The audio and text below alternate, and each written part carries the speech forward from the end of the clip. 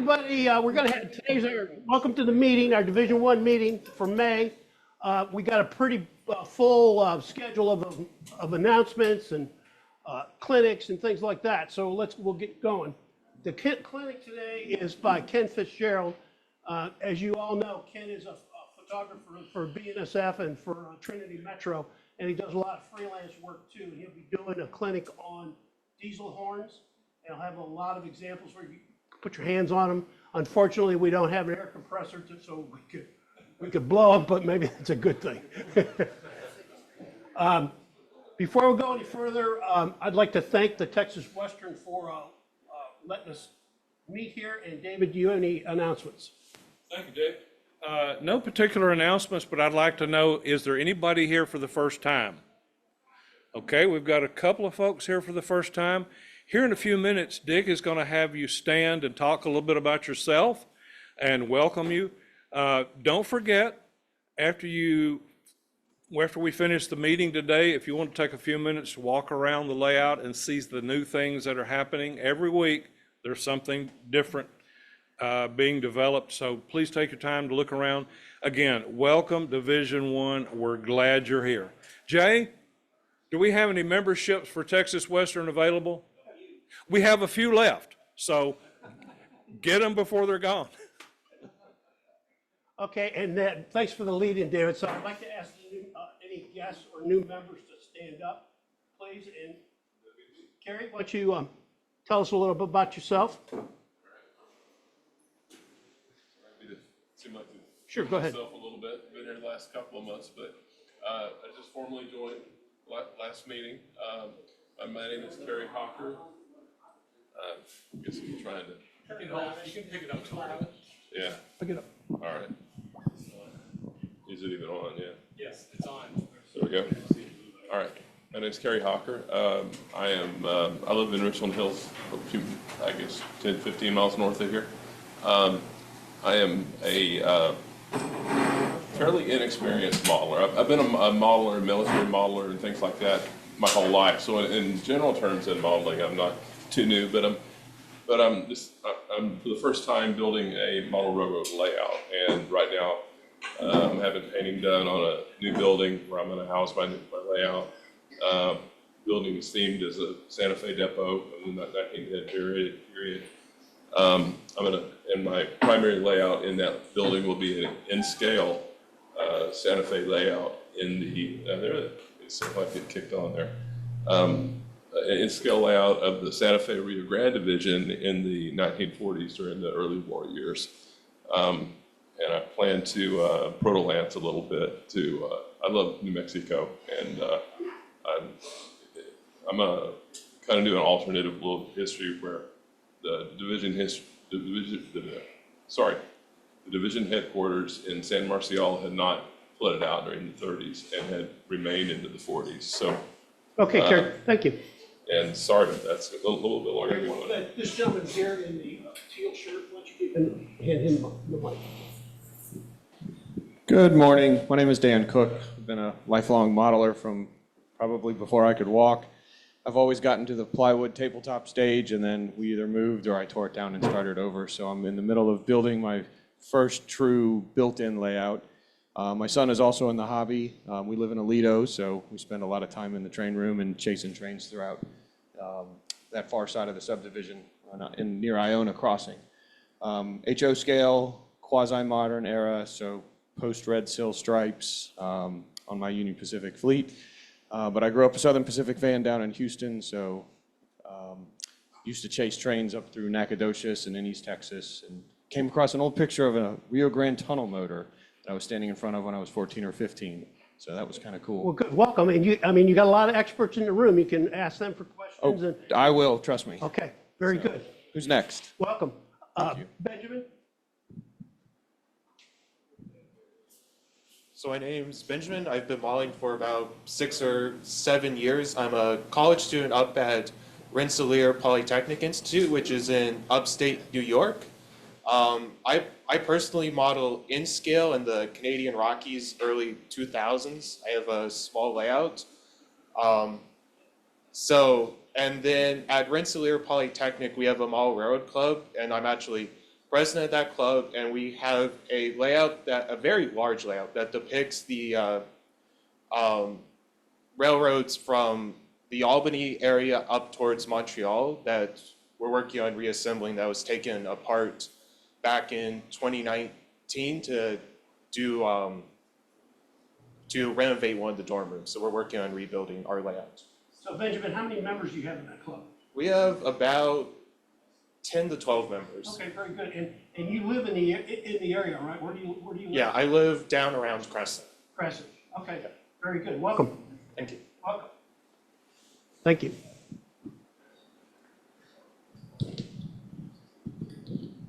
Here, put that No, we want you to do it. I buy donuts. I like it. over. You're the donut guy. I'm the donut guy, I'm the next. Did you get pictures? Not of those, no. Oh, you He said should. The awards, he said take pictures of. No awards, just take pictures. Okay. How about Zoom members? Do we have any people attending via Zoom?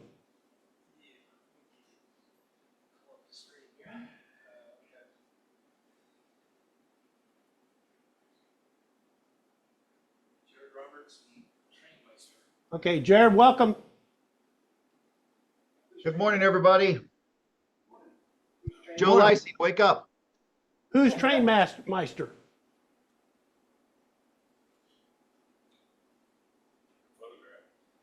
A photograph of Jared. Who's train master? We're not getting a response. I think I got unmuted. Can you hear me? Yeah. This is Lee Bangma, Division 3. Okay, well, welcome, Lee. Yep. Thanks for joining us. I am. I do what I Okay, can. Let's move into treasurer's report. Hey, that'd be me. That's you. Did you get the mic for him? No, I don't. And you don't need to get a picture of him either. Yeah, please, yeah, well, exactly. Hey, well, first of all, I want to thank everybody that. made Hey, the speak trek into up the to- mic, would you please? What's that? Speak into the mic. I am. Can you hear me? You can hear me. Can you hear me? Yes. All right, thank you. First of all, for all of those that took the trek up to Denton last month to visit my model railroad, I want to thank you. You're all welcome, and I thank all the comments that I got. They were mostly good. And anybody that didn't make it, want to come, just contact me. And being retired, I've got lots of time, and I'd be happy to open the railroad for you and have you walk around. But thank you for coming. David, how many people did you have? I had 28 people. That's great. That's a good track Turnout. record. I mean, Good turnout. A lot of them were, you cannot hear me? That mic, is this mic on? Yes. Is that speaker on? Yes. All right, anyway, all right, so I had 28 people. I'm not sure how many came from Division One, but I had invited the folks from my Denton Model Railroad Club to come as well, so we had a lot of those folks come too, so. But anyway, it was fun. I enjoyed it. Got to run a lot of trains and we had a good time. Treasurer's report. Our opening balance was $26,062. We had deposits of $61. We had withdrawals of $22,689. The F-250 is sitting out there. And we have an ending balance of $3,433. $22,000 of that was transferred into a CD, an 8-month CD at 4.75%. So we're going to make a little money on that. That's it. Any questions? Good. Bye. Thank you, David. Oh, hey, I am leaving today right after the business meeting before during the break. So if I owe anybody any money, you better get me before that. Is this a 501c3? Yes, it is. Okay. Okay, a couple of announcements. First is, you've noticed that there's been a different format to the whistle in the last couple of months. We've been putting out an advanced whistle. Ed McGinley has been, who's the editor of the whistle. His mom has been pretty ill, and he's been spending a lot of time taking care of her, as well as he's working on his dissertation, and that's kind of swallowing him up too. So we talked last week, and he is going to leave that position until he gets his dissertation out of the way, his mom in good shape, and everything like that. So graciously, David Haggard has agreed to be the editor of the Whistle for the next 3 or 4 months. So I'll put out David's email address to people who contribute to the Whistle. And because of Ed's vacancy, I'm looking for a new editor of the Whistle. So all you journalists out there in the audience, please come forward and volunteer to be the editor of the Whistle. See me after the meeting, please. A couple other announcements. I talked last month about the grouper, and the possibility your NMRA dues being reimbursed by grouper. Remember, I told you I signed up in early March. I got my check for $92 somewhere. I brought it with me, but anyways, I got a check to reimburse my NMRA dues in the mail about a month ago, and I only get one email from them a week. It's not a real burden for me, and it seems like a good program. So go back to your NMRA magazine and look at the announcements that have been in that, as well as through the e-bulletin, and you'll learn how to sign up for that. And I would recommend you look into it if it fits your situation. Okay? Next thing is Lone Star Region is working to establish, this was in my director's report, but they're trying to schedule conventions out 4 or 5 years in the future. We're also working on establishing core committees that would be experts in like registration and advertising, things like that. TJ? Yes. Hang on a second, I'm gonna switch mics. Okay. Keeps cutting in and out.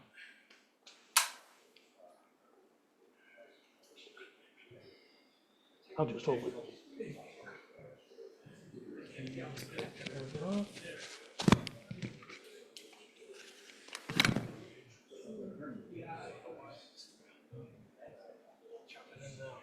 Okay. Can you hear? Is that better? Hang on, you're in mute. There you go. Okay. Hopefully that's better. Okay, so right now, the convention schedule is set up so that Baton Rouge is doing it in 2025. Austin is doing it in 26. In 27, Division 3 is doing it. And in 2028, San Antonio is doing it. Division 1 is being asked to do it in 2029. So before I committed to that, I thought I'd bring this up in the meeting and get some input from the group. Your thoughts, comments about doing a convention in 2029. The last one we did was in 2016. It was in Arlington, and the division made about $3 grand off of it. Okay? So any comments? Okay, could I see a show of hands who's in favor of doing it? Okay, it looks like it's pretty much unanimous. Okay, we'll commit to that. Very good, thank you, guys. I can't guarantee that, Don. I can't guarantee we'll all be alive in 2029. Just find the youngest person here and see if they're willing to do it. Yes. That would be probably David Crumpton. No. Joe, you got, Senior citizen. oh, that would be Steve Gratke. He'd be the youngest person in the room. Go ahead, Joe. Whether we're alive or not in 2029, if you start forming a convention committee now and get on that committee, you start earning your AP points immediately. Well, that's true. So you can accumulate a lot of points between now and the next 5 years. Stand up and volunteer. Okay. Okay, so the next thing is, so far this year, the Cowcatcher division has signed up 5, 6 new members to the NMRA. But what we're having a little trouble with is we're not seeing those 5 or 6 members attend meetings all the time. And especially we feel that the membership committee and I feel that the first meeting is always the, let's say, hurdle that someone has to get through to get to know this group. Because without knowing you guys, just signing up as a new member, this group could be a little intimidating. But we thought we needed a hook to get somebody to the meeting. So what we're going to do is for new members, effective this year, we're going to start giving them NMRA gauges for their appropriate scale. And so I think that will be a way to get people to the meetings, and then once they're at the meetings, we can get them acclimated to the group and they can be fully participating in the organization. So right now, we have one new member. Kerry, can you stand up? And David, do you have something for him? I do. A brand new, never been used, NMRA HO gauge. There you go. Thank you very much. Instructions are included.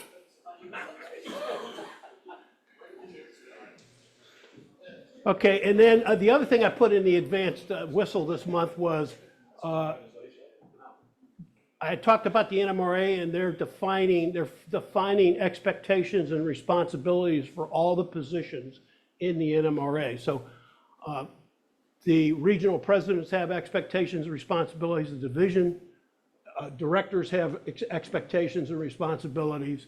And I also mentioned in there that I would be publishing a code of conduct for the members that I'll put out as a special Groups IO message next week, early next week. So I wanted to make sure you all knew that was coming. Okay, regional conventions and things, don't forget, in August, early August, we've got the national convention. That's from the 4th through the 11th. Please sign up for that. Associated with that, of course, is the National Train Show. That's in Long Beach too. And then in August, late August, 24th through the 25th, the Austin Train Show is being put on by the Austin Model Railroad Club. And so that's a great show to see. And that's in the Palmer Event Center off of Barton Springs Road. Okay, Chris Mahan, can you give a group an update on the Pay It Forward module?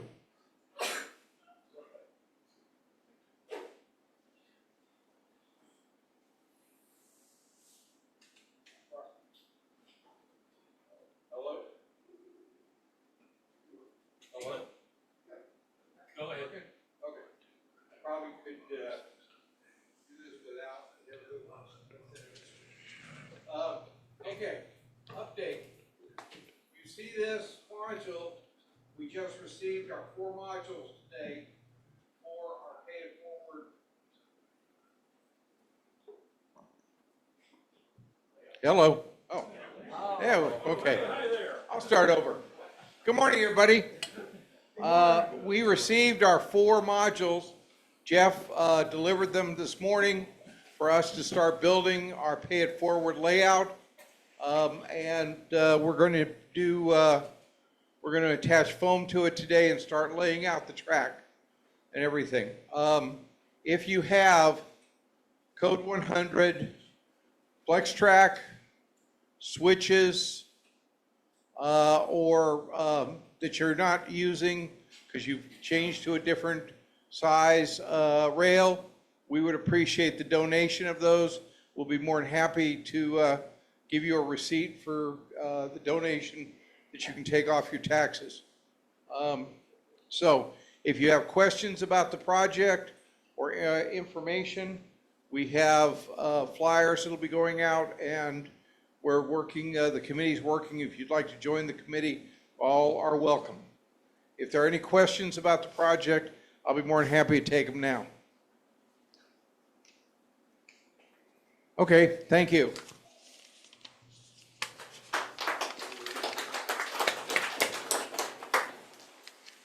Okay, Dwayne's not here today. Jeff, do you have any updates on that he gave you about awards or AP talk? There are no awards this month, so you have not received anything from the NMRA. So, guys, Get the paperwork in. Okay, so now we're going to go into the question and answer period where if you are having trouble with something on your layout or you got questions, and you want some help from the experts in the room, please stand up and ask your question and we'll try to get you some answers. Don? Go to the mic. Hello, I'm Don Murphy. Do they know I'm gonna have you open today? Not yet, but they Okay, will that's after. good. Hey,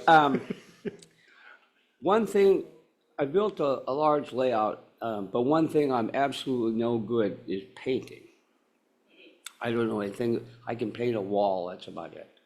So, one of the railroads I like to model is the Missouri Pacific. And to my knowledge, Missouri Pacific HO model was not made of this type of dome car. Okay, this is the original, I think, type dome car with the straight glass. Anyway, I'd like to get this painted, and I don't have a clue as how to do it. Okay, I acquired some old paint with model map. Let's see what it is. This is so hard, it's not paintable. This is Badger model map, and this thing is. Microphone. Oh, I'm sorry. This is Badger. Well, anyway, I'm looking for some paint or some help on how to do this, or if somebody likes painting, I'd be glad to make a deal with them. But I'd like to paint this, get this car painted in eagle colors. And so if anybody's got any idea, my wife's pretty good at painting, so I thought we might try that way. And have it, well, she is pretty good at that. But, you know, all this taping and then stripes and all that kind of stuff, there's stripes that need to go with it. I have the numbers for the cars and everything, but I don't have the details and all that. So if anybody's got any idea they can help me or how to get this painted one way or another, then I'd like to talk. Yes, sir. See me after the meeting. Okay, Pretty familiar about the railroad. okay, that'd be great. Thank you. I'm Jim Hockman. Yeah, okay, you got the TMP. Okay, thank you very much. Don, have you considered having a professional guy pay somebody to get it painted? Sir? Have you considered paying somebody to get it painted? Like I know a guy in Houston that could paint things. I consider do, but I thought I'd talk to other guys That's here and fine. see if maybe there's a painter in the group, but I can pay him That's to do right, that. that's right. I'm good, but I'll give you that guy's name too. Yeah, that's fine, okay. Okay, anybody else having a problem? Yes.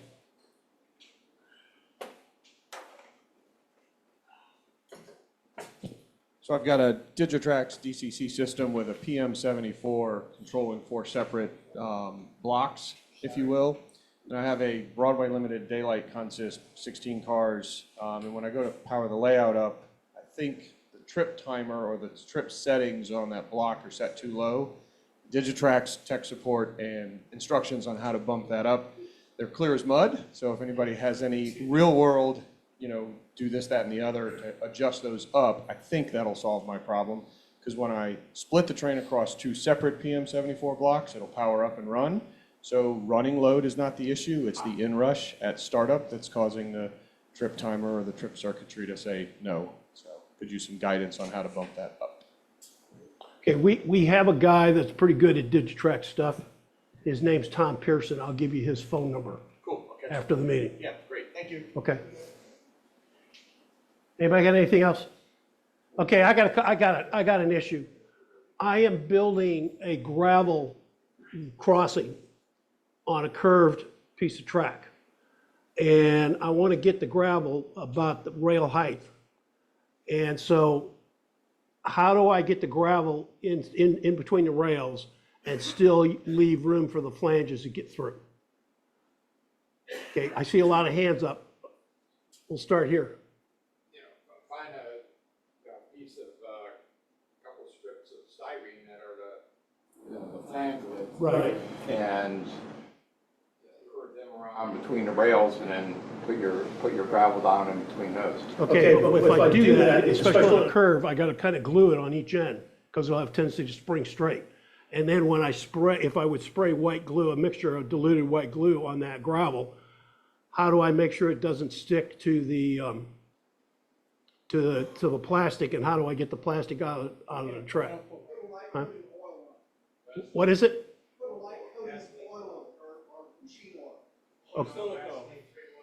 Okay, I tried a test sample and I put Spam on it, you know, the cooking spray, and it didn't work.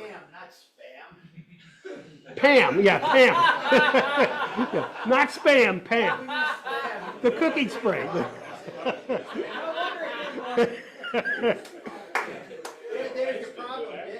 Yeah, I gotta use Pam. There you go. So how do I get around that problem?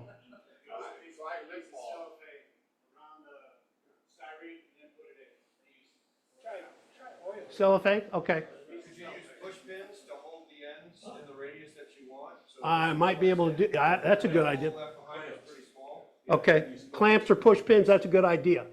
You also might try lip ball. Okay. Guys, thank you very much. I wouldn't have thought of half of those, and I'd still be putting a chunk of pork on my track. Appreciate it, appreciate it. Tom? You can use some European wheels, slightly larger flangeway, Yeah, make sure that everything fits in. okay, They have a deeper flange. okay. Or you got an old GM car will have those European big flashes on it. Yeah. You cut a piece of styrene, put your gravel on that, drop it in, and then feather and blend the seam between the gravel approaching the styrene. I thought of that idea too. That was gonna be my next approach if I didn't get any good ideas from this meeting, but I think I got good ideas. Okay, thank you, guys. Who else has got a problem? You wanna know how to cook Spam or anything like that? Anybody need anything? Everything's running good on your layout, so you don't have any issues. Daryl? How many of you have some old painted in your cabinet? It looks like this. And you pull it out, and it's excellent that color. Okay, I have not been doing any serious painting for a while, as you can tell. And I'm sure that a lot of you already have Microphone. paint shakers. Hold on just a minute.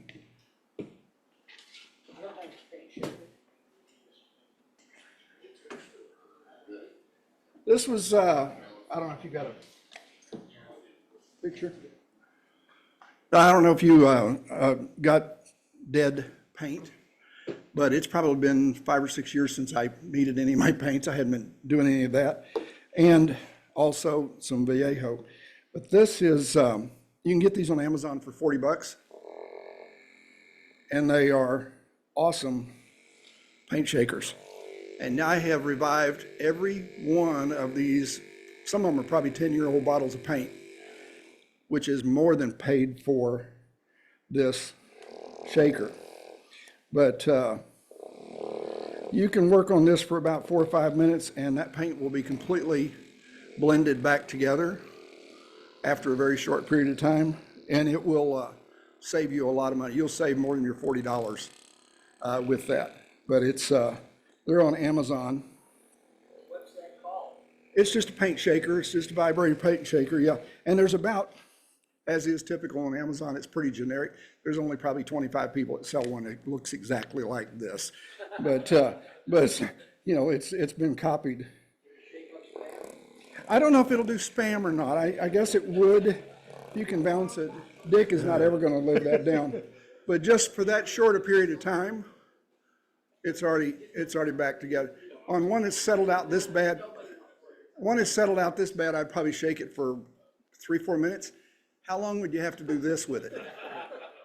Yeah, so, yeah. Did you have to add any thinner, or do you typically? I didn't even open it. It hadn't even been opened, and it'll do that. Now, these also come, when you get them, you get about 2 dozen little stainless steel balls. And so if you so desire, you can put a ball or two in here before you shake it, that for something that's particularly hard to get it going. But you can put these on here. And truthfully, they're made to do test tubes. That's why they've got a little dent in the top.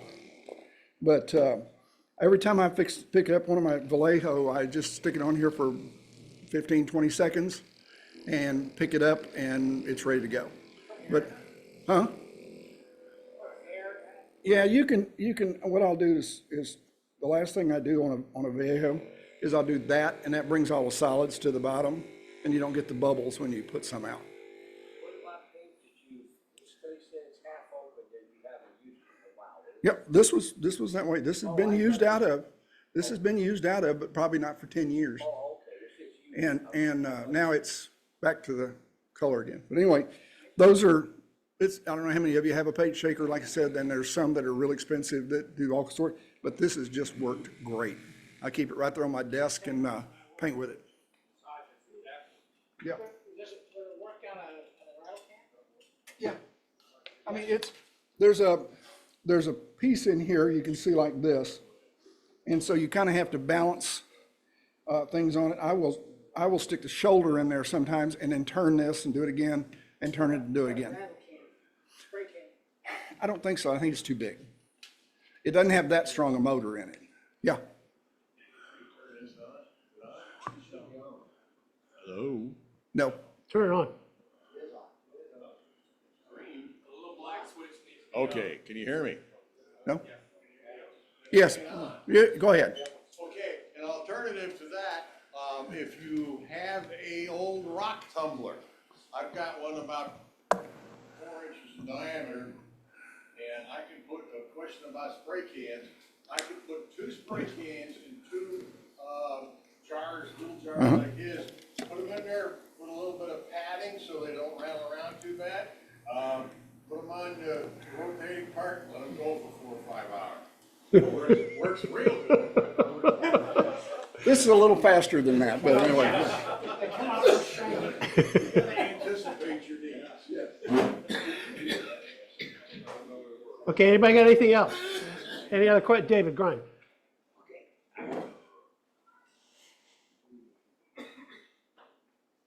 This is a normal scale question. Anybody use Atlas Code 55? Code 55? Put it up closer to your mouth. Atlas Code 55, anybody use it? Can't help me. All right, thank you. Okay.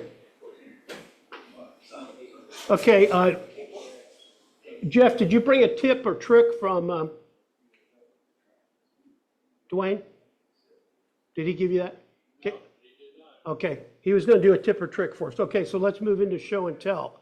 I see we've got 2 show and tell. I know we got 1 presentation, there was a few pictures, so why don't we do that first? Who's logging?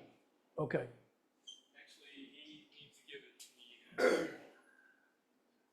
Yeah, 'cause he hasn't given it to you? Okay. Steve, didn't you have a show and tell, Steve? Oh, yeah. Yeah, he just, he came up to me right at showtime. I was a little busy. Russell, why don't you go first while he's getting ready? I'm still enjoying the spam joke. Okay. Well, glad it could make your morning. You realize what your work life is gonna be when you're Exactly. I do.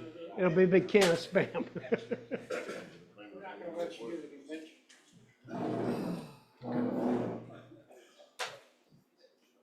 Our layout has the logging on it, and so I've been working on just something to do for logging cars. So these are a kit, they come through to a kit. They're actually metal castings. And it's Put it cut- on your camera. and they kept pretty good detail, like brakes and. Can't see it bright enough. Put it on the white. There you go. Yeah, there you Anyways, good braking detail. They got a really good weight to them. I bought 2 kits, so I got 6 of these total.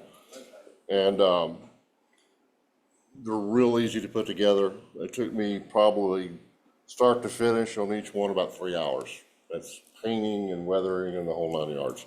Real easy to put together. What makes it? The log load, hey, these are just bamboo skewers that I've roughed up. I had some ones that I took on a tree I had in my backyard. It's kind of a funny story. And I cut them to size and had them ready to go. And I thought, well, you know, I just want to make sure there's no bugs or anything on them, dry them out. So I thought, let's pop them in the microwave for a minute and just make sure they're all dead. About that time, my phone rang. And I'm on the phone dealing with a vendor on a customer project I got, and next thing I know,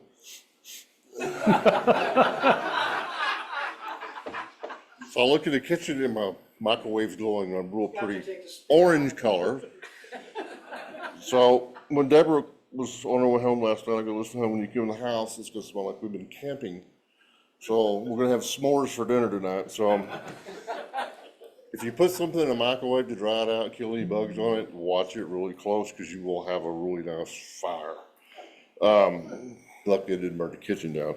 But anyway, these are really neat. They're like $30 for 3 of them, for $10 a car. They do come with the trucks and everything. You know, they have the Titchy trucks. If y'all ever built the Titchy trucks, they're very fragile. These will be replaced because I'm clumsy and I'll end up breaking them before it's all over with. But it's a complete kit. I don't think you have to buy extra or the number 5 K couplers. But they've got a really good weight to them. They roll real good. I could take them and just, they'll go 10 foot on the layout, real glide right across. Weissman, so I never can remember. But you get it on eBay.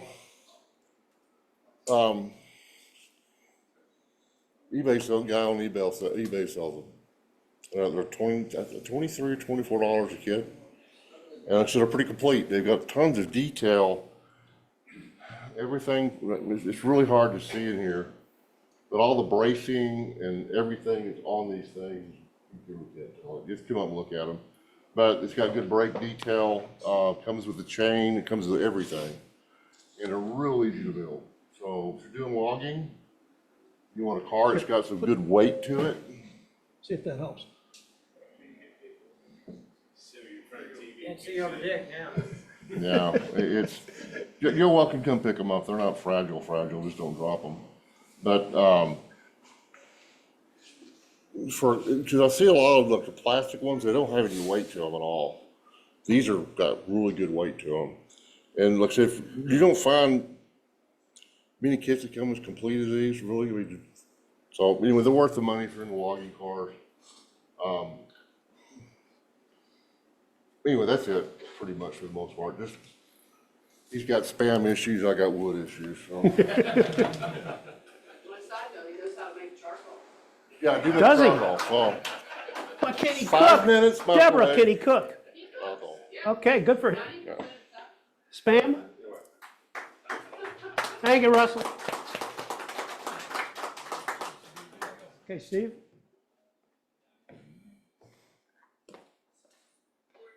Hello. So I'm a little late on this presentation. This is from my last trip to Ely, Nevada in February. That's not it.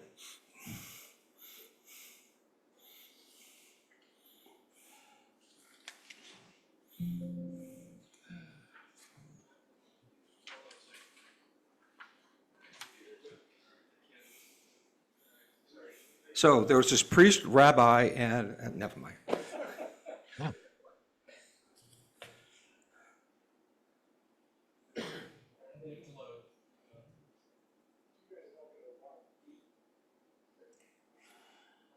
So it was a really good trip. I had a lot of fun. Thank you very much. Do you have any pictures or a presentation or anything? Do I have a picture? Do you have any pictures or a presentation or anything? I might. I've been told I do, so. People just open. I have to quit the other presentation first. Oh, okay. So this is an awkward moment. Any questions before I show the show? Okay. Thought I'd do it in reverse. It's February. They have a winter photo freight where it's an event. You buy tickets, and for 3 days you go out on the line or inside the yard or anywhere on the railroad you can go, and you photograph. Okay, yeah, next slide, please. There you go. Next slide, please. Okay, here we go. My first day out. The railroad had just installed 1.25 miles of new track It gets it into the city limits of Ely, Nevada, at the depot that they have at the museum, and on their first train trip, they ran into a herd of deer. Now, no deer were hurt during the transport of the locomotive. Okay, next slide, please. So they had the Cherry Creek Depot used to be 60 miles outside of town. In the 1970s, it was brought into the town museum, but it was not connected to the railroad. So as I just said, the railroad put in another mile and a half of their old main line to get to the depot. And that was, that was one of the photo shoots that we did. And instead of focusing on the train and the depot, which is your standard shot, I had one of the crew members come inside, and we did this from the, not editor. Thank you, dispatcher's desk looking out the window at the locomotive. A little bit different view. Next, please. There are two tunnels on the line. This is tunnel number 1, and it's one of our photo locations that you can shoot at. It's kind of a unique tunnel where it's going uphill through a curve. So it produces a lot of exhaust and makes nice pictures coming out the east end. Next, please. So if you've never been on a photo charter, the idea is you board the train in the morning, and the train takes you to locations, various locations on the railroad. You get out, you find your spot to shoot. The train goes back and forth a few times until everybody's satisfied. Get back on the train, go to the next location. Next, please. This is from that location that we disembarked the train. This is one of the views I decided to take. Just gives you an idea of the expanse of the valley and the beautiful weather that we had. By the way, we had every kind of weather that you could think of. We had a blizzard, we had sunshine, we had rain, we had wind. So we had everything in one weekend, not all on the same time. But we woke up in the morning, it was a blizzard. By afternoon, it was bright sun and beautiful. So you never know what you're going to get. Next, please. Overall track, well, if you count just the track that's operational, about 40 miles. But it is a line that is 150 miles long, but that portion is not operational. Oh, good question, thank you. So on top of tunnel number 1, I took this shot. That is the only operational steam engine at the moment. That's number 93. And I think that locomotive is 107 years old. So wow. It's a veteran engine. Next, please. They also have one of 2 of the only steam operational work cranes in the United States. And, a crane just kind of moves around and goes up and down and lifts things. They do a lift demonstration where they will attach the crane to an object of, a car, a wheel set or something, and they will do a lift and turn in place. And it sounds boring, but this is a really fascinating machine to watch operate. Next, please. And they have a variety of equipment. They don't just have locomotives and cars. That on the right is a 1956 Pontiac Chieftain that was restored to operational condition. And you could rent that along with a locomotive. You could drive that if you so desire. Of course, there's a fee involved, but that is available.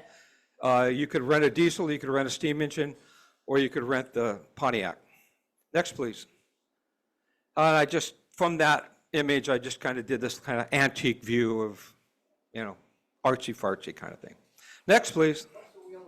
Excuse me, what's the what? Oh, God, I knew you were going to ask me that. Let's see, 280, I believe. Yeah, 280, yeah. I'm not too good on the technical. Anyway, this is a close-up view of the Pontiac Chieftain at the depot. You can see the flange wheels in the front that guide it on the track. And it's kind of a weird thing when you're sitting in a car and you're hitting the gas and you're just kind of kicking back, watching the scenery go by. Like, okay, so that's very good. Well, you're 2 for 2 today, boy. You got the spam joke and the Tesla joke. Yeah, it's kind of like it drives itself. It's a weird feeling. And when you're going backwards, it's even weirder because you're just looking in the rear view mirror and you're going backwards. You feel like you should be doing something, but you don't have to. All right, next, please. We also have at the Nevada Northern a photo workshop weekend. So there's 2 weekends in which there are what they call the photo freights, where you do what I described. You get on the train and you go and you shoot, or you can take one of the classes that I and myself and another photographer teach, and we teach you how to think about doing compositions like this, how to photograph trains at night. We also have a computer course that goes through some of the processing steps that we use to process images. So this is one of the setups that I created for that situation. Again, I try to point out different ways to think about taking train pictures. Try to break this standard stand up and shoot. Get down low, get down high, shoot through something. So we try to introduce new ideas in that course. Next. Locomotive number 40 is one of the oldest pieces of equipment that they have in the repertoire of engines. This is a 1910 Baldwin 460. It's undergoing complete restoration. It had never gone through that before. They had changed the flue tubes a number of times, but they're doing everything. They're doing the bearings, the rods, the tramming, the engine, everything. And Ely is fortunate enough to still have their shops all intact with all the machine and cranes and everything necessary to pull this off. Next, please. And of course, we took an opportunity. Yes, sir. How many guys work how many guys are on the restoration crew of this? Well, it varies because they have to call in certain professionals that know how to do certain things. We'll get to that in 1 minute. But they have a standing crew of 7. And those are paid employees that the donations to the railroad pay their salary. Mm-hmm. And by the way, they're very young. The master mechanic is 29. And he started at the Nevada Northern when he was 14. He was from Florida, came out and for what they have a weekend that you could do, they call rail camp, where you do all this miscellaneous stuff. And he ended up moving to Ely and went through mechanics and machinists and a diesel school, and now he's the master mechanic, which is a good thing because their other master mechanic was needed to retire, and I think John will be there for a while. But anyway, this is one of the photo setups that we do. We teach you how to do this kind of photography. Next. Just another view favoring the side of the sparks. So what we'll do, this is set up in the engine house. Normally we'll do it outdoors, but because of the weather that we had that evening, the lighting doesn't like wet conditions, so we had to go indoors. So we have a huge, huge engine shop that we're able to set up lights and have 20, 30 people photograph at the same time. Next. So that was one of the mornings we woke up, and those are our almost whiteout conditions that we had. But even though you can't see, beautiful vistas, so on and so forth, you can do pictures like this, which emphasize the severe weather. Next. And that's me in the severe weather. So next, please. This was later that day. It cleared up, but we had a nice blanket of snow. So it made for, instead of the sunny day photos, we had some nice snow overcast photos, which means you can shoot in any direction. You're not a slave to the sun. You can go to other areas that are not encumbered by shadow. Go ahead. So you were asking about the crew size. Well, this gentleman is, he was from Texas. He liked Ely so much he moved there. And he is working on, I think that's called a line borer machine. And that is a machine that is used that if you can't take the part to the lathe comes to the part. So what he's doing here is he's boring the center pin for the lead truck, pony truck. And as you can imagine, this engine is built in 1917. Over that 100 and some odd year period of time, the hole gets oval. So he is truing the hole with that line bore machine. And while he's doing that, next slide, please. Oh, there's a bottom view, and he's checking his measurements before he makes a pass on the pin setting. Next, please. So as he's doing that, he's using the line bore machine as a center line so that he can tram the engine. Tramming the engine is like having your car get a front end alignment. And if your differential's out of alignment, they align that, except he has to align the pivot point for the pony truck and all the wheels on the set on the engine. So everything's been dropped out, and they're relining the frame to that center point. Next, please. There's a top, that's fine. So there he is checking his measurements. This is the pivot point here where the pony truck and the frame come together, and that's what he's truing up. Next, please.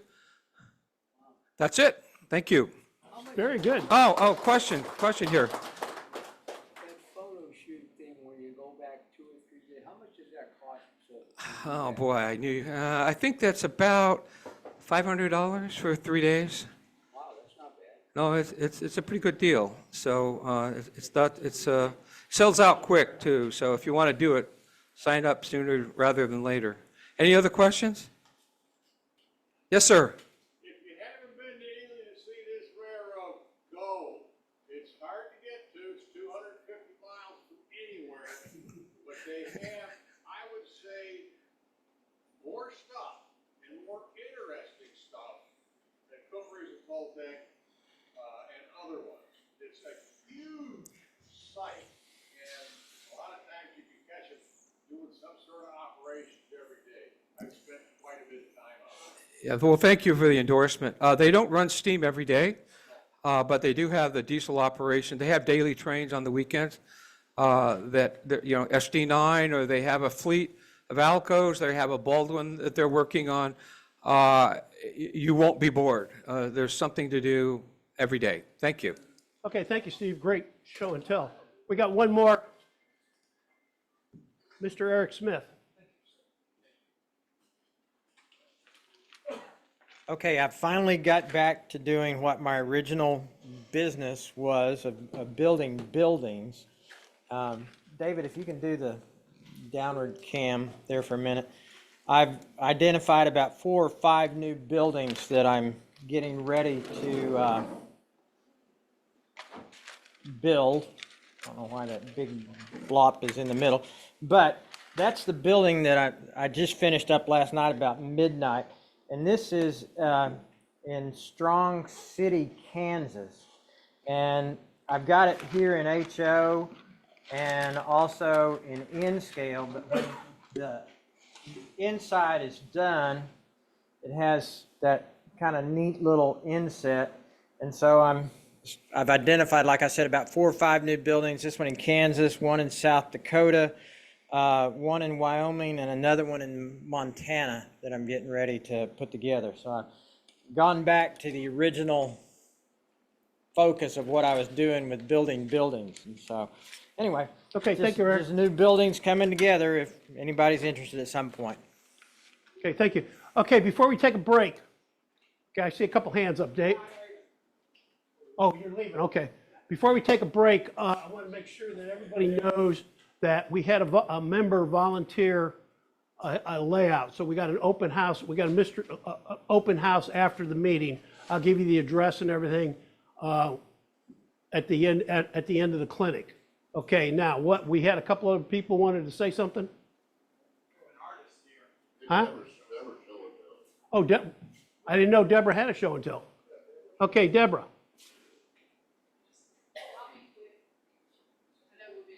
No, we're not that busy, but. Oh, okay. While she's on her way up, I just wanted to mention that the Nevada Northern has a wonderful Facebook channel, and they post a lot of photos and videos that are very, very interesting. Okay. So I did this as a test piece for some of the backdrop we're gonna do on the layout. This is Black Hills, South Dakota. I actually took a picture up at the top of Iron Mountain that depicts this. I do it in a water mixable oil. And so gonna do versions of this, probably not with the sun streaks, that'll go behind our layout. Okay. Anyway, nice fun little piece that I put together. I think it came out fairly well. I may deepen the colors in some places, but other than that, I think we're good. Very good, Deborah. How long did it take you to do that? This took me about 3 weeks. Okay.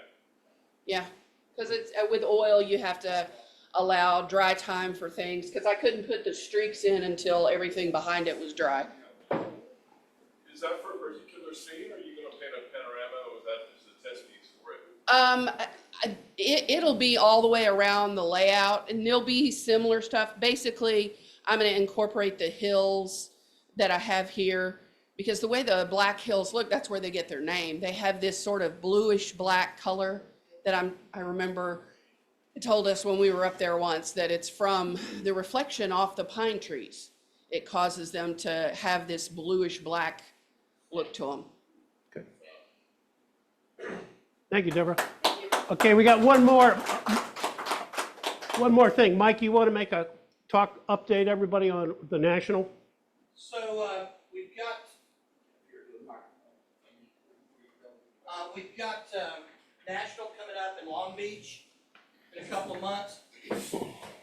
It's going to be an, I'll use the word quotation in air quotes, a intimate national convention because there's not going to be near as many people there as what they were expecting, but it's still going to be a good event.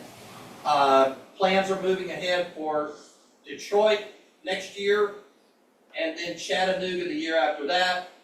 We'll be returning to the Northwest after that. So it's kind of cycling through geographically. The National Train Show is not going to be held at the convention this year. There was a contract that was not examined correctly and closely enough when it was being negotiated, and it was going to cost the NMRA in excess of $250,000 going in the hole if we'd have continued that. So the board made a prudent decision to not have the National Train Show at Long Beach due to drainage and unionized setups and things like that. If you haven't signed up on your grouper yet for your Part G supplement, please do so. You need to look at that. There's information on it on the national website, on the very first page of the website when you go there. It is not a scam. It is very accurate, very real. A lot of people in this room have already gotten their reimbursement checks that have Medicare pay their NMRA dues. Something that is coming next year. If you're a member of 100% Club, you can turn in your dues requirement for your 100% Club, and Grouper is going to pay for your NMRA Club dues as well if you attend a 100% Club, but that's coming next. There are going to be other people or other organizations, we put it like that, who are not recognizing Grouper, but we're actively working with Grouper right now to get that moving forward and getting those other organizations to accept Grouper. United Healthcare would be one of them, if you've got your Part G supplement on Medicare on that. Regarding membership and your interface with National, you're about to see a huge rollout of a new interface program.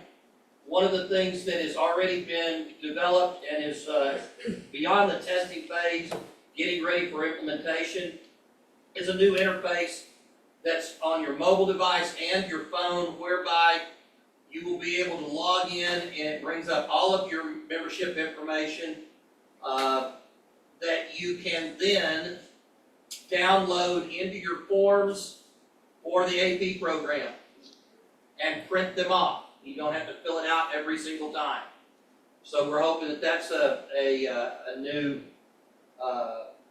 situation that everybody can take advantage of. Also, there are going to be some changes in management positions within the NMRA coming forward pretty soon. I'm not going to pull the curtain back on those, but just stay tuned. You'll see some of that. Anybody have any questions regarding anything else that I might can answer for them from a national level? National level. On that, Rupert bill, Yes, sir. went to apply for it on there, it did not show NMRA as part of the deal. I had to send a application to see if NMRA is qualified. Have you heard any more about that? That is one of the things that we're actively working with Grouper on to make that whole registration process a whole lot easier and a whole lot streamlined. I had a conversation with Gordy yesterday on that very topic, and he assured me that that is being addressed. They are bringing on more people within we're going to be having a liaison assigned from Grouper for the NMRA, and they're going to manage and handle social media, ease of registration, all different topics that's been pointed out there.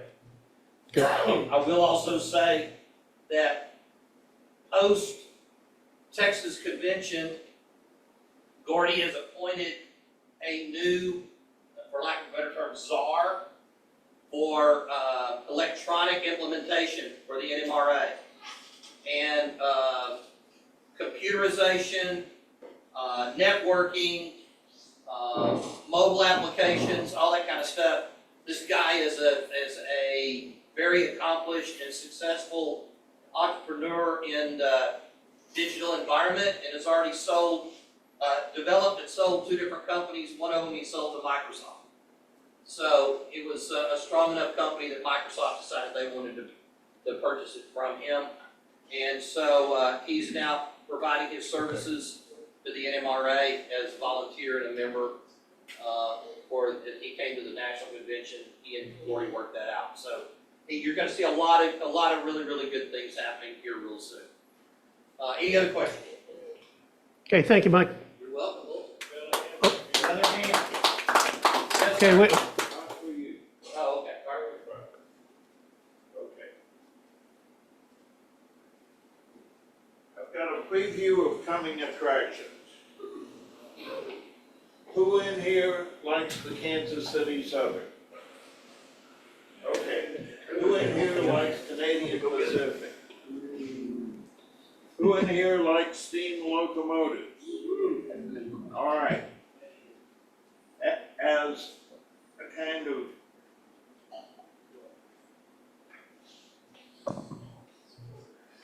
okay, as part of their celebration of the merger of Kansas City Southern and Canadian Pacific, they are taking their steam locomotive called the Empress out of mothballs, out of full rehab. It is running from Calgary, Canada to Mexico City. It will be in Shreveport the afternoon of May 24th,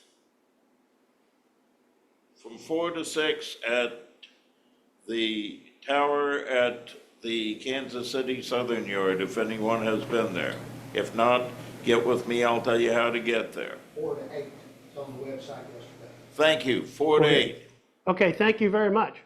Are they pulling the bell? What MasterCard are they pulling? They're using cars from the Bell, they're using cars from their own, the old Canadian Pacific. Some of them have been repainted red.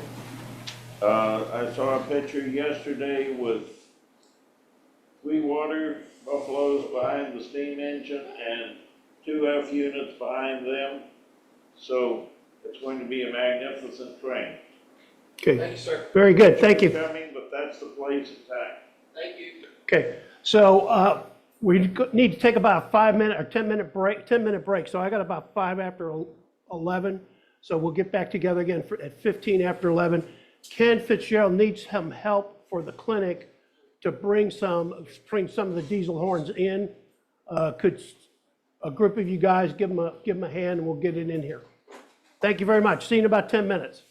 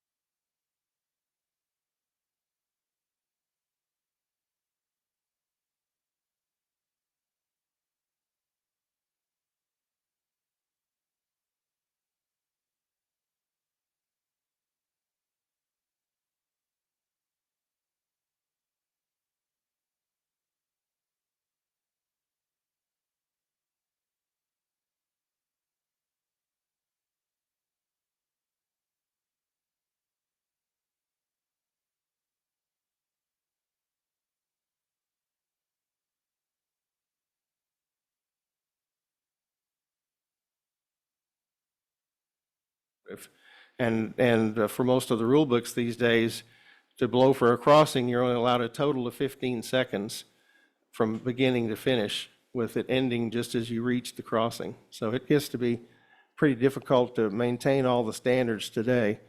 Everything you see that I brought with me today is pretty much an antique, except for the K5 LA that's down there that I'll haul up in a minute. Go ahead.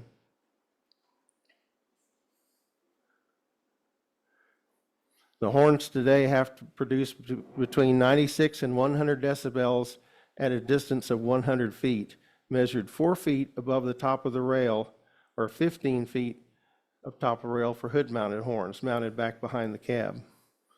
And you can see all the different specifications, and there's pages and pages of that. Go ahead. Now, it's what you hear today on locomotives that are coming out of the factory, whether they be Wabtec, no longer GE, or a Caterpillar, I guess, no longer EMD. They have set on a standard horn from Nathan. Of the early manufacturers, Nathan is the survivor in the market. Leslie's been gone for years, and Prime, another manufacturer, has been out for many years too. If you want to go ahead and play the sound on that one.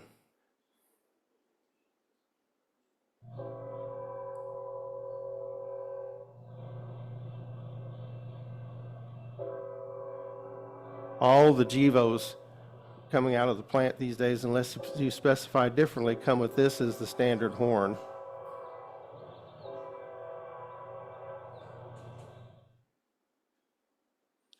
Next.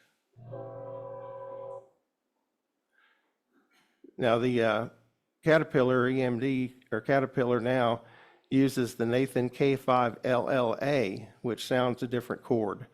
And they also had to reverse one bell since the horn's mounted back on the hood to keep it to 100 decibels at 100 feet looking forward. You can go ahead and play that one. This one has a little bit of lead time on it. This recording I made myself in Benbrook when UP first got their SD70 Aces, and I got out and recorded one of these whistles. So it's got about 15 or 20 seconds of silence as it's coming out of Davidson Yard heading west on the Baird subdivision.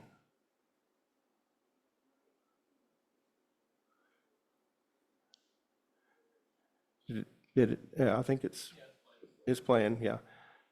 I need to chop the lead time out on this. I apologize. I ran out of time. There we go.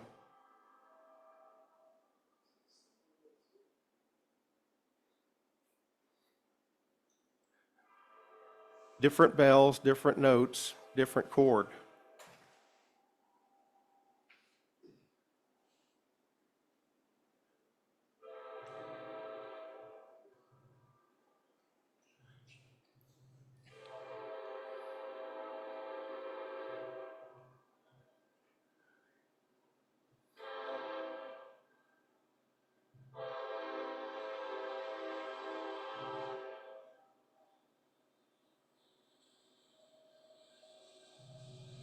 But when you get your modern locomotive model from Scale Trains, Athearn, or others, and you look at that chart of horns you can choose from, which one do I choose out of this? They don't always set the proper horn for the model or for the road per se in the sounds.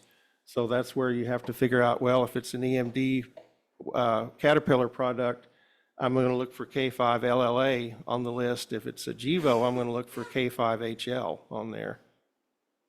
Yes. Could you explain what those digits actually stand for? The K, the 5, the H? Yeah, it's not always as clear. It's like the models themselves, when they made sense up to a point, then they just started going off the rails, so to speak. The K is a Nathan series of horns. They had the M, and they went backwards. The green ex-Southern horn being an M5 here. The K is a series, the 5 is the number of bells, the H means that it's stacked vertically, and the L means it has what they call a number 1 or a low bell in the configuration to give it that different chord from what the Caterpillars sound like. And that was depending on somebody sat down and decided this is what I want it to sound like with Nathan, and this is the kit that they get now when they put new horns on there. If you go back to the, ahead one again to the Caterpillar, yeah. K series, 5 notes, LL stands for the low mount. You see they're all straight across on there. And then the A means an A bell in the mix, which gives it the different chord from the Caterpillar model. Ken? Yes. Yes, sir. Mike Ross. Oh, Yes. I've always wondered, 100 decibels at 100 feet.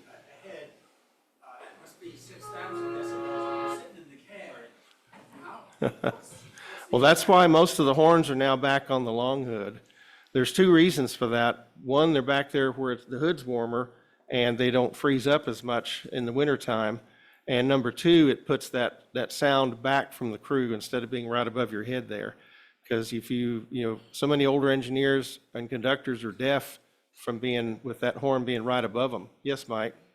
Is Nathan the primary manufacturer of train horns now? They're about the only one. Yeah. Mm-hmm. You can go ahead and play the air whistle. That's fine. The Hancock air whistle. No problem. No problem. Since I have to start over, could I have you explain real quick the first couple pictures, because the audio was off. Oh, sure. Yeah.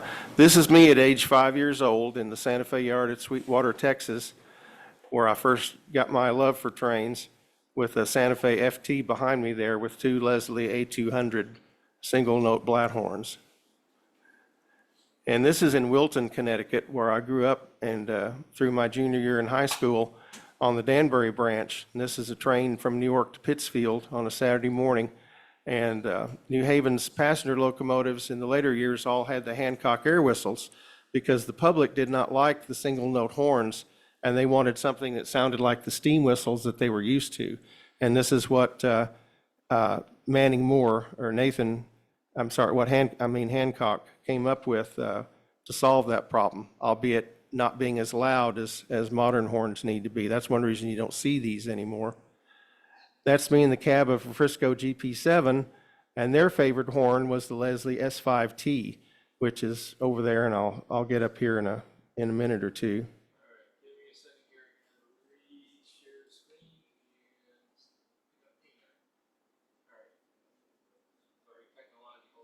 Oh, I understand. FRA parameters, yeah. K5HL, K5LLA, K3LA. If you want to be a little cheap on your locomotive, you can get the 3-note version. This is what you hear quite a bit on like Fort Worth and Western and a lot of older UP units. If you look up there and you just see looks like that Nathan, but only 3 bells, it's more than likely going to be a K3LA and sound like this. So on that configuration right there, the two smaller bells are your L's and that longer one is your A? No, the L and the A refers to a single bell in the note that one sounds. The H is for high, where it's all stacked up high, and the LL is for low mount, where they're all straight across, such as on the K5LA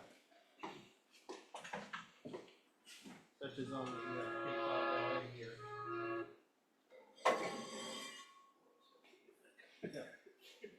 It's aluminum, but it's heavier. Yeah, this is K5LA. This is your standard horn on Amtrak, Norfolk Southern, and CSX.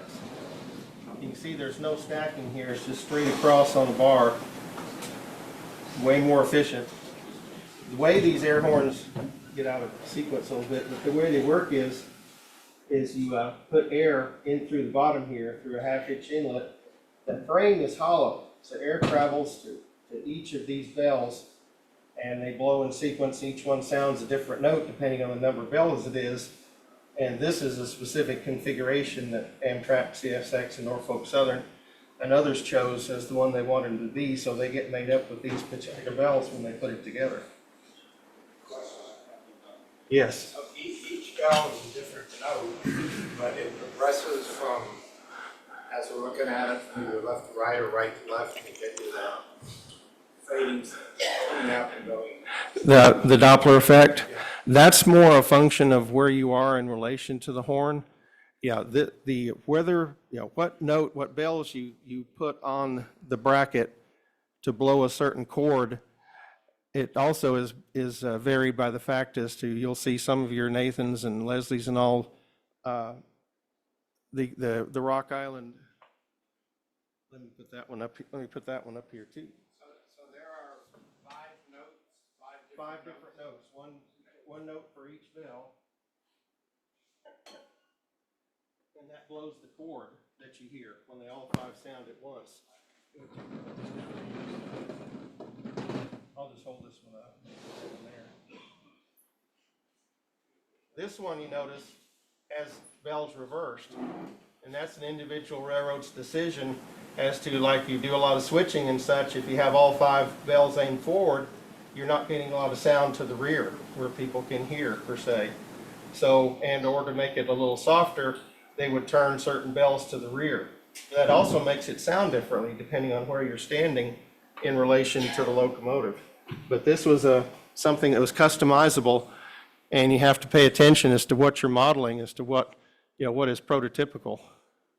It just was interesting to see how you stole all these. Yeah. Well, there's a lot of horn theft out there these days for truckers and such. Yeah, there are a fair amount. These are all antiques. Probably the only one you're going to find in normal service anywhere to any degree is the K5LA. That one, the story behind that one will be coming up here. Let's go ahead and advance. Leslie S3L. And what we have over here is the 5-note. You can go ahead and play that sound effect.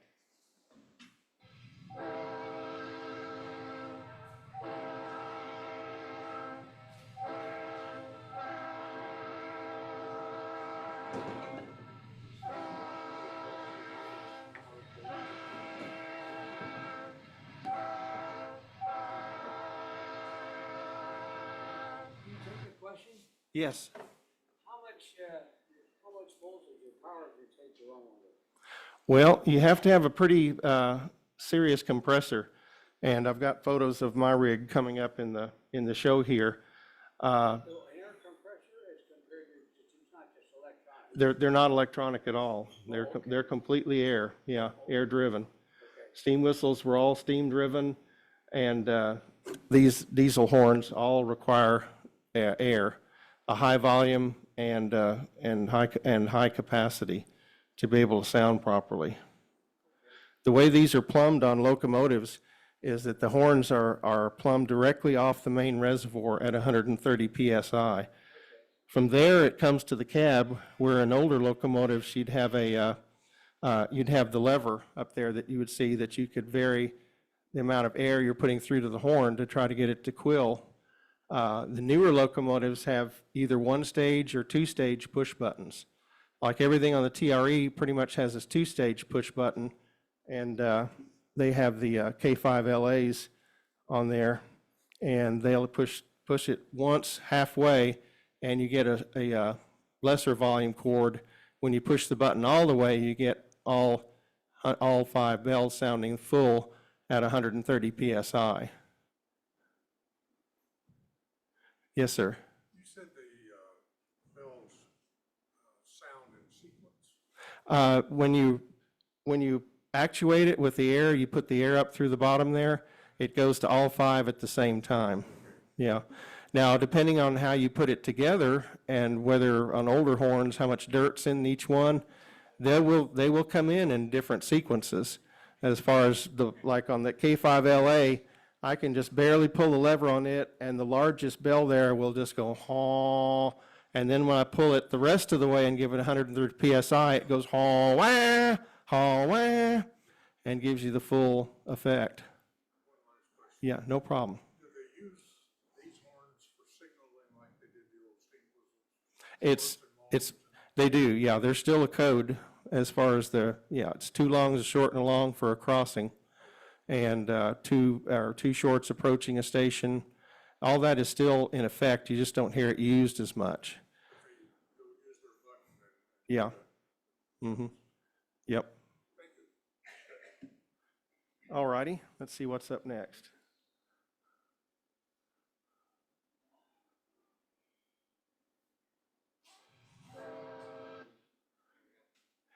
Now, Leslie had an imitator for a number of years. Prime sold a lot of horns to Missouri Pacific, and they were touted to be exactly the same as a Leslie in that you could use Prime parts to fix a Leslie or just buy a Prime for less to begin with and repair it. but it didn't catch on. I'm not sure exactly the reason. That Prime was only around for a couple of years, and Missouri Pacific was probably their largest customer. As far as setting a model horn, you know, if on your list, you could use an S3L Leslie for that horn, and it's going to sound pretty much exactly the same as the Prime. Go ahead. Portable, a horn blowing setup. These are the things you have to remember if you want to blow horns at home. Now, some of them require much less air and volume to sound pretty well, like this X-Rock Island Nathan P5 here. You can blow that off a little home compressor, even with the 3/8-inch line to a 1/2-inch converter at the horn, and it's pretty loud when you do it. And a lot of people have very simple setups like that. But you turn around and hook that same home compressor with your 3/8-inch line to this Nathan M5, and it's just going to kind of, that's it. It's got to have that 1/2-inch airflow, and you'll see my compressor and everything coming up that is able to sound that at full volume, the same way that a locomotive can, although not as long. Yeah, the air pressure needs to be between 90 and 130 PSI with as large a volume as air you can get. And the air lines at all points between the air compressor and the horn need to be no less than 1/2 inch in diameter.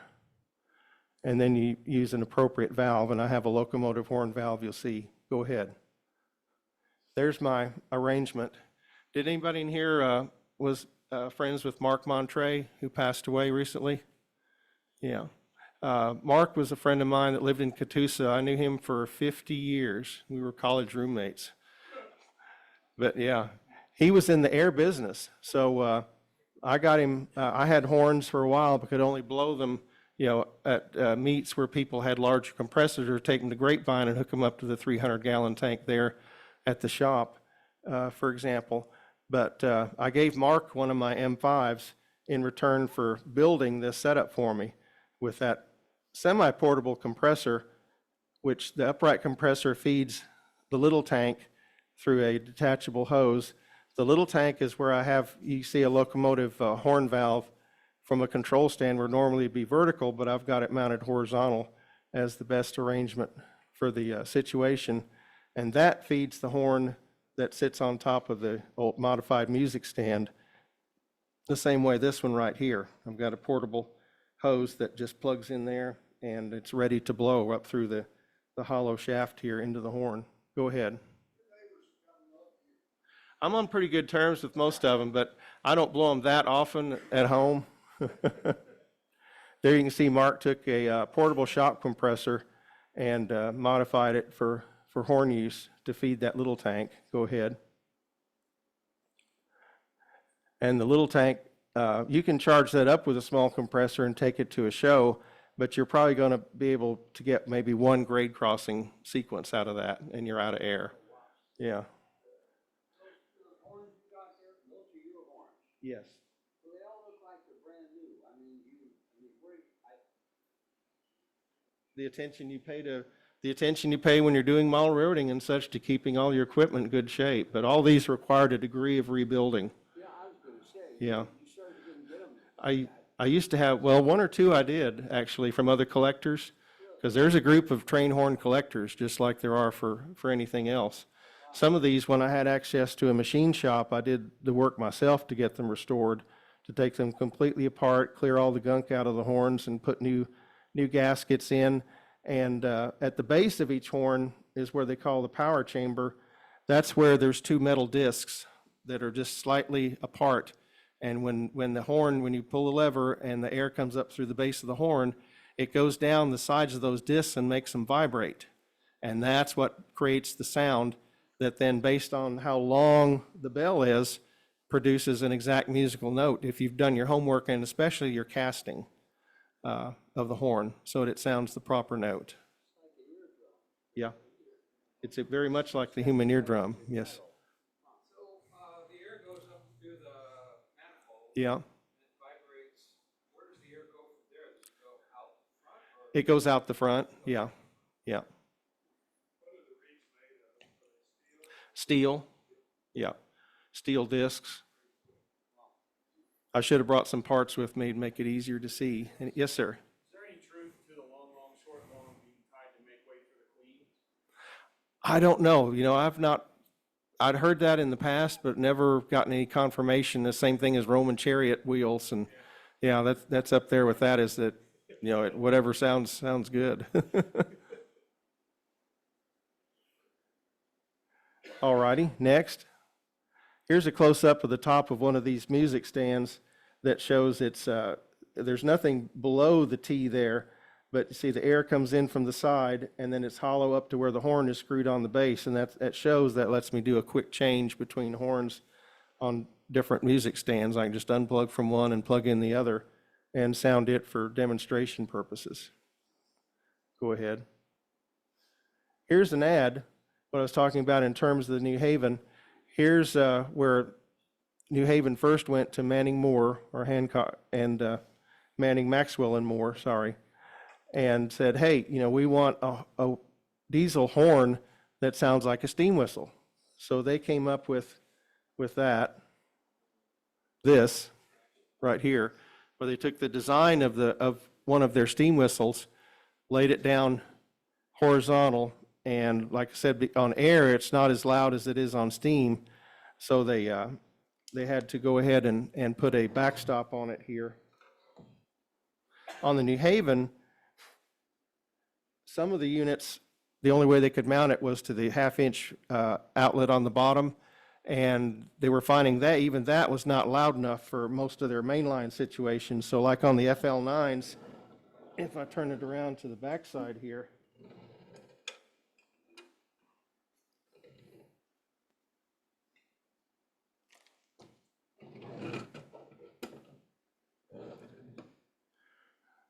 yeah, here's the big nut that's holding the whistle in place, but back here you see this plug. They went in here with a 1-inch air line from the not a half-inch, a 1-inch air line from the main reservoir, and that made these twice as loud as the recording that you heard that I played earlier. I just don't have an ability to give it that much air like it needs. But that was their solution to make it even louder than it was, but still not loud enough as a modern day horn per se. So does the amount of air pressure change the octave? Yes, it does. It would be louder and higher? Mm-hmm. So the CFM would just give you duration rather than loudness? Mm-hmm. Well, it gives you a little bit of, it gives you duration, but it does give you, it's almost dual purpose. You have to have that large amount of air, but you have to have a lot behind it at the same time. You have a recording of that one? Of this one? Yes, The ad says exactly like a steam whistle, and I'm going, okay. Mm-hmm. Because that steam whistle is hard to duplicate that. Mm-hmm. Change in pitch like the big boy or Yes. and Where you can quill the whistle. Is that what they call it? Yeah. Yeah, that's all based on the pressure and the volume of the steam coming in that you're controlling with that valve.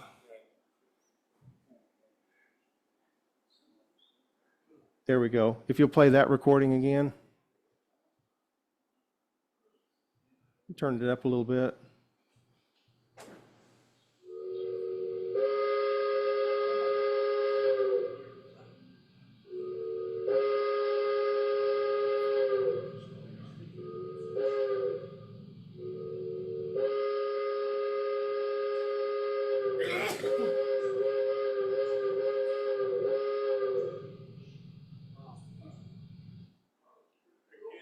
Yes. That would be called a three-chime round top in steam whistle terminology. It would be.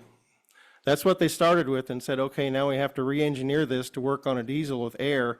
So they had to make the chambers different lengths from what they did on the steam whistle to get those same 3 notes that they were getting out of it in steam, and have it not go high and just shrill per se. Okay, we can jump back ahead.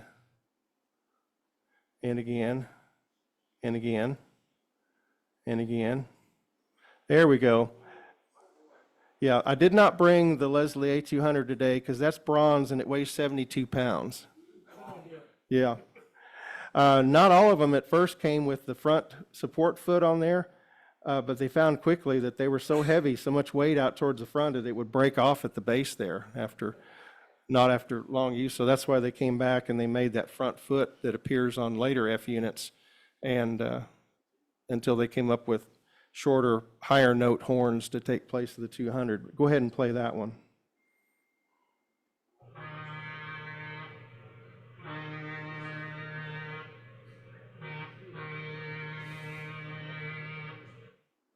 Is that all brass?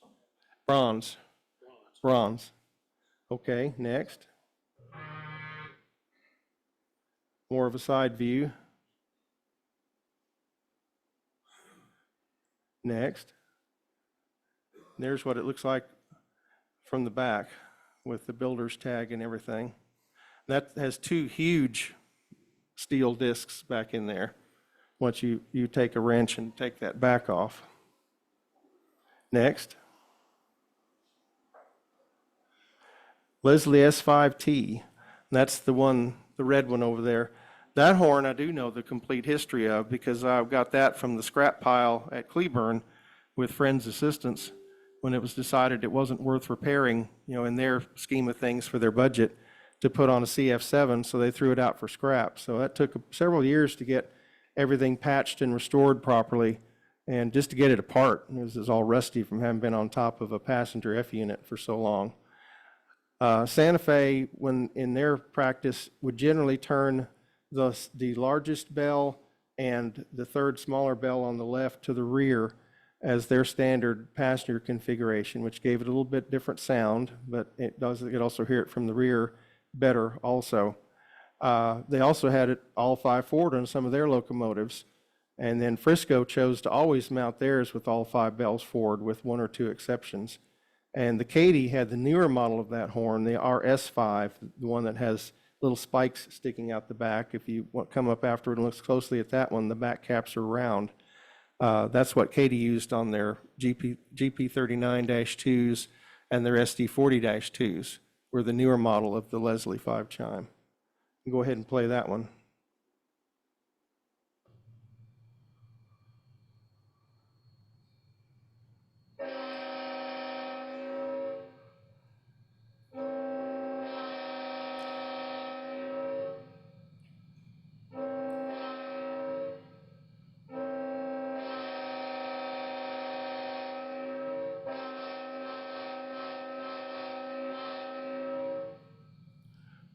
That's one of the reasons the question came up earlier.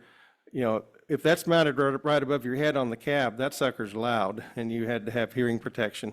But that's when they, over years of deaf engineers and deaf head end crews, they started putting the horn back on the long hood and getting it off the roof of the cab. Next. There's its builder's plate.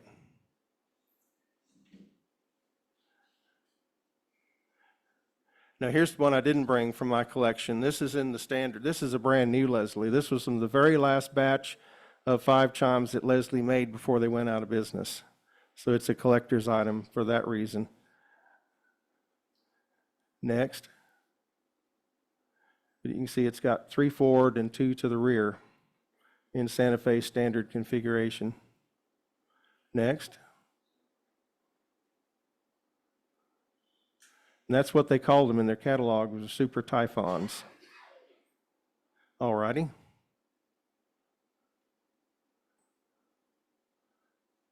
Now Southern took it seriously enough. They got complaints from people that once they switched from steam to diesel about those Leslie A200s, just whap, whap. People were complaining all up and down the Southern right away.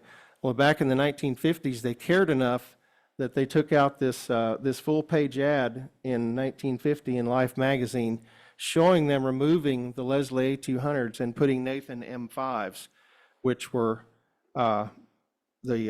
subsequently came after the Hancock air whistle as being quite a bit louder, but having the 5 notes sounding a lot like a 5 chime steam whistle per se. So go ahead and move up from that. Go ahead and play that one.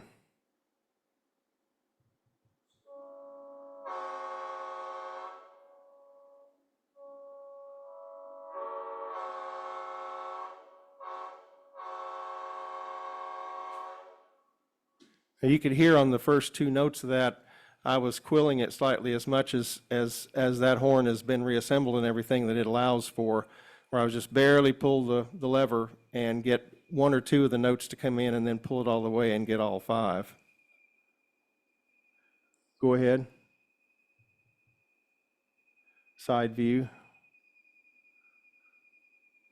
Rear view.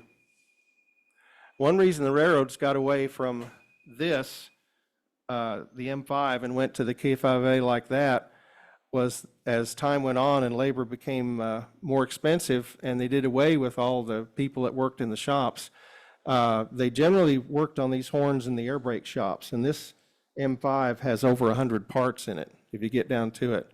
But they had plenty of people, they had the time, they'd take them off the locomotive, put a fresh one off the shelf up there, take it in the shop, break it down, clean it out, and then they'd have to voice it with the wrench and plugging rags in each mouth. They'd voice each trumpet by itself until each one was blowing perfectly, and then they'd pull all the rags out and it should sound as perfect chord at that point. But as labor became more intensive, the manufacturers responded by coming out with horns like the P5 and the K5LA that required less maintenance, and it was easier for someone to work on without some factory training per se on how to tune things properly. Well, I've got a special wrench at home for the M5 that has the two nubs on it that match those two holes in the back of each cap, and that's where you would stuff the other four bells with rags and apply air to it, and you would turn the back cap from loose towards tight until you all of a sudden you'd hear sound and then a little more and you'd get that perfect note, and that's where you stopped. And that's where you would tighten down the outer big Allen screw on it to hold it in place. Next. The M5's little brother, the M3. I didn't bring him today. Go ahead. This was standard on a lot of T&P locomotives, freight units. Not that though. That's okay.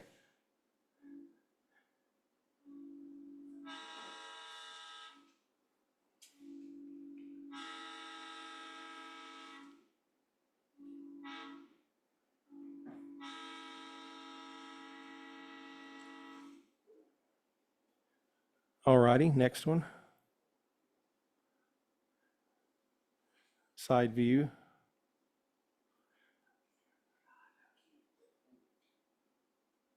Next. Now in Canada, they did things differently. They specified what notes their locomotive horns have to sound in Canada. And so when Nathan was making the M3, they had the American M3. Canada said, no, we want these notes. And so go ahead and play this sound.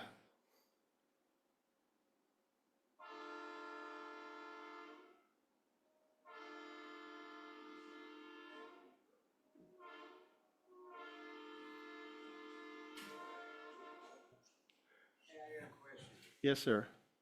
Musicians don't do things. Did they specify the notes by frequency or like a piano, A, B, C, D, Frequency. E flat? Huh? Frequency. By frequency. Although the novices would talk about the notes on the piano. Yeah, but when the manufacturing process came around, they would be trying to cast it and bore it to an exact frequency. Okay. So they had a numerical standard versus, C sharp to me might sound a little different than C sharp to you per se. Yeah, no, I understand. Yeah. I kind of suspected it was frequency. Yeah, rather than- you are correct. Yeah. Next. Few different views. Next. My P5, I know where that one came from, as the engine was scrapped in Wichita and the horn was taken off it, and that's one of my first ones that I rebuilt was that P5. Go ahead and go to the next one. You can go ahead and play the notes. This is your Rock Island horn.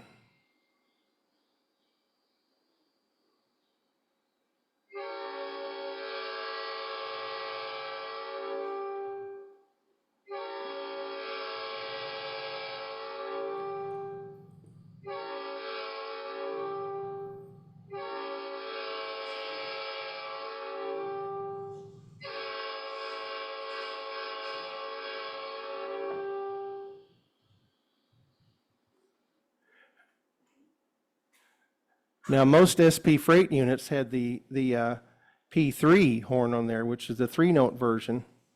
And this is where it gets interesting. You know, each railroad would try different, just like different locomotive models, they'd try different horns. So you would see M5s on some passenger engines, you'd see S5s on some of the other engines on the same railroad.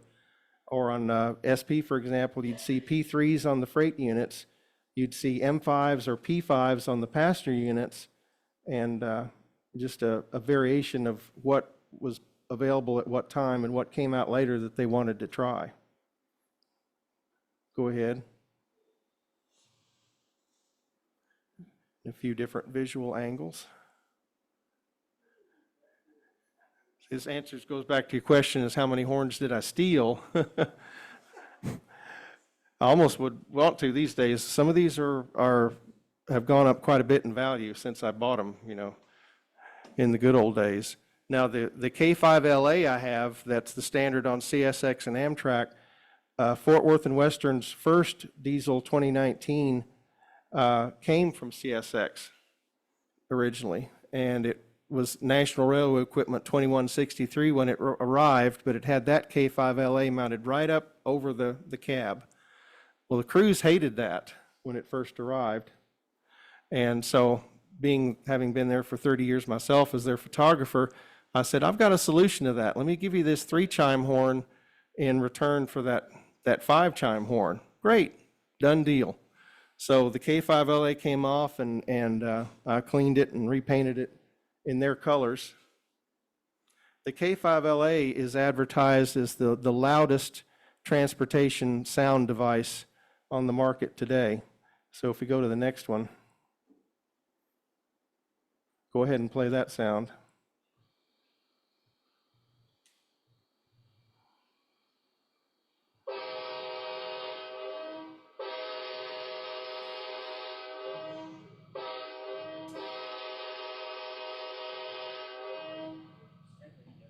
Yeah, that gets your attention, even though on Amtrak they put that in a little recessed box, drop-down box behind the cab is where that sits. That's why it's hard to see when you're looking up at one of their P42s and such. Next. That's what it looks like from the rear, top down. For a little while, Nathan came up with their over-the-road line, which was train horns for trucks. And they accomplished that by putting a restrictor in the airflow, so it couldn't, you know, sound about a third of its normal volume on a truck. And they had this contest where if you sent in a picture of your horn, you would win their first over-the-road model, serial number 1. Well, that was a challenge, so thank goodness it was a photography contest. So I took my K5LA, went down to Fort Worth and Western, and said, hey, I wanted to play taking, yeah, just go ahead, do whatever you want, just don't fall off. And so I put it up there on the front of 2003 and took that photograph. Well, that won the contest. So go ahead. And this is what I received from Nathan. Took the restrictor out first thing. It sounded horrible. It did not blow. It was the greatest discord, you know, it just made me shudder, because this is where there's a period in there that they lost control of the castings in the we don't care mode, like a lot of the railroads are today in PSR, you know, we don't care, it makes a noise, we don't care. So I had to come back and do a lot of work with it as far as boring in those and sanding out those bells to get it to come back to some semblance of normal. Go ahead and play that one.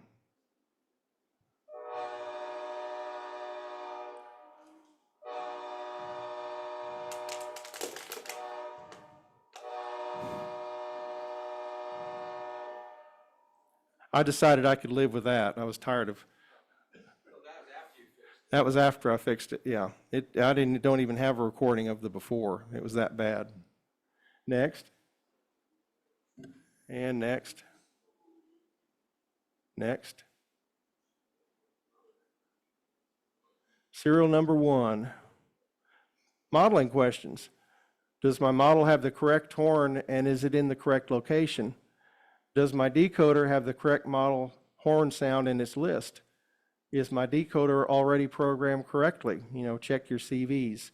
And each one depends, once again, on how serious you are about modeling a certain road. If you model a Rock Island, they all had P5s. You don't really want your train going down around the layout going honk honk. You want it to sound, for the money you spent on it, you want it to sound properly. So checking to see, is it got the right horn to begin with, and is the right CV chosen for that model out of the box. Go ahead.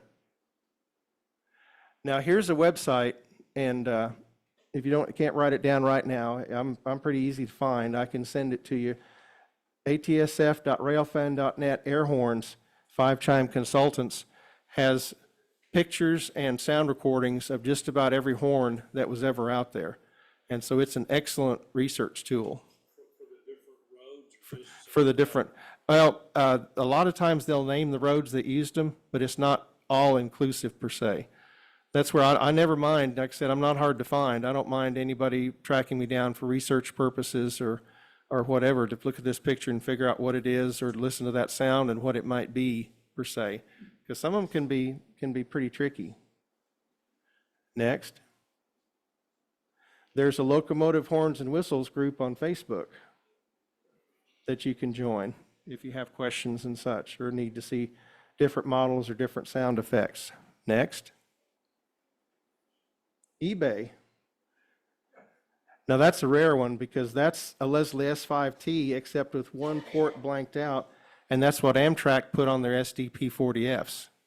And it's a very unique sounding with one of those bells missing from the red horn. That one they're wanting just under $7,000 for, and it's about, to a collector it's worth that, because those were only used on Amtrak SDP40Fs, and they didn't survive after that.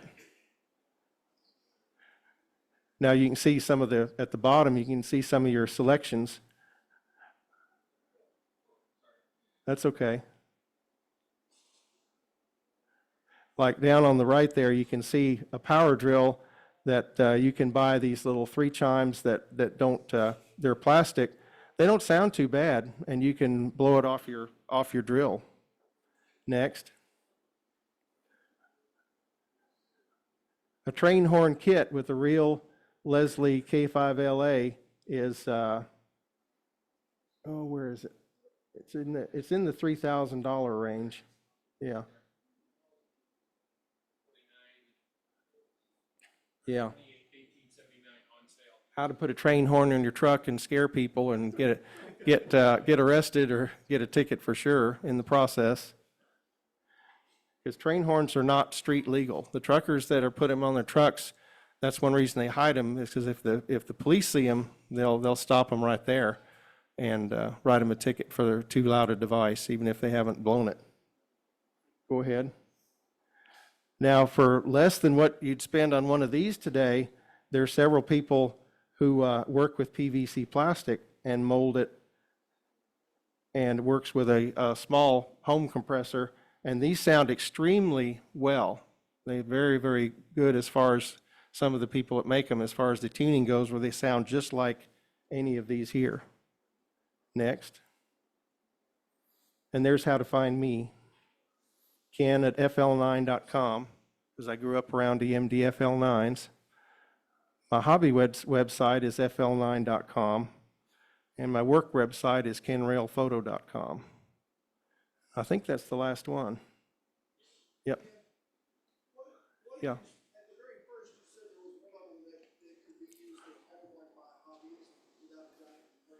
Yeah, if you find a Nathan P3 or a P5, you can work with just a regular compressor and 3/8-inch line, and it's going to sound pretty darn good. There was a guy up at Train Mountain, 7.5-inch rail size, that Yeah. And he had about a 5-gallon air tank on a small compressor. He Mhm. blew a full set across. Yeah. It was loud. Yeah, it was probably a P model horn because they were known to be very air efficient.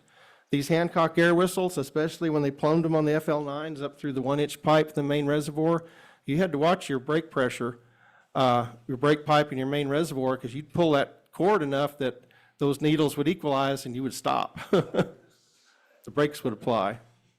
I'll start here, work my way back. You own a lot of horns. Mm-hmm. What is your baby? Probably the M5s. I have 3 of those, but I think I'm going to pare down and sell one of them.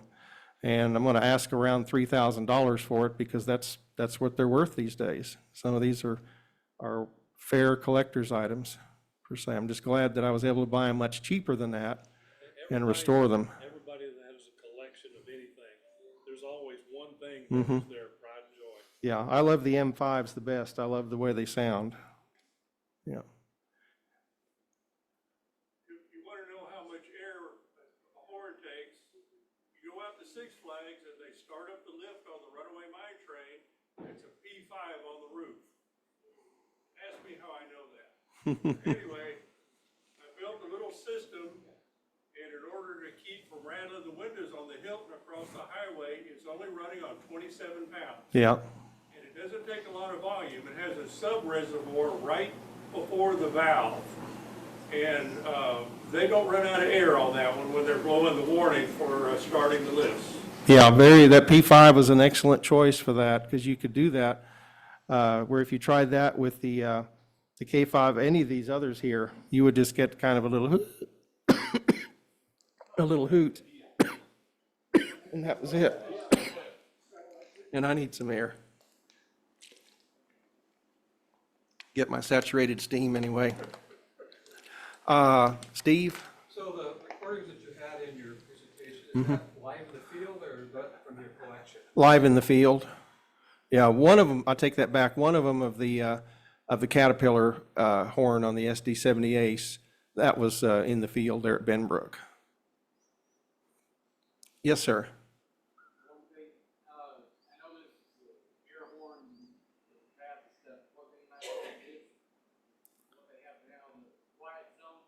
Yes. Oh, the quiet zone horns? Most of those are, I've found to not be prototypical, like they've just taken or they took this really bad recording of a horn and tried to duplicate that on a sound chip. But some of that is on purpose. You know, they make some of these days sound more discord than in chord because that seems to get people's attention better. That's why TexRail has a little $10 Chinese single note horn on it, as opposed to I wanted them to put something like a Hancock air whistle in there because the Dartlight rail trains has a single note horn, but if you've been around one enough, you've heard the other sound they make is very much like one of these Hancock air whistles. Okay, any other questions for Ken? Okay, Ken, thank you very much. Anybody Great wants to come up presentation. and lift one? Yeah. Okay, just a reminder, a couple things. Next meeting is our cookout, so we're gonna have a short presentation, and then basically we'll be cooking out. And don't forget, Don Murphy's got an open house after the meeting. I have addresses of his where to go, so I'll be passing that out. And the last thing I want to remind everybody, Ken's done a great job. He's got a lot of equipment he needs to get taken out to the parking lot. Please give him a hand. Thank you. Yeah. Thank you very much. That's it. Maybe I better take him outside myself after all, so yeah.